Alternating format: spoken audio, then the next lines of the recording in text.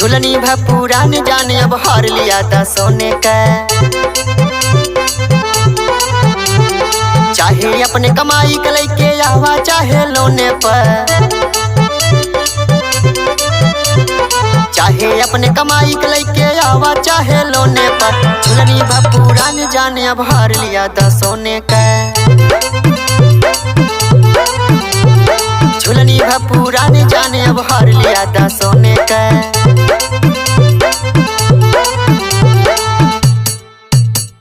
मोहर सजनवा मोर बलमुआ मोर करे जा राजा हो।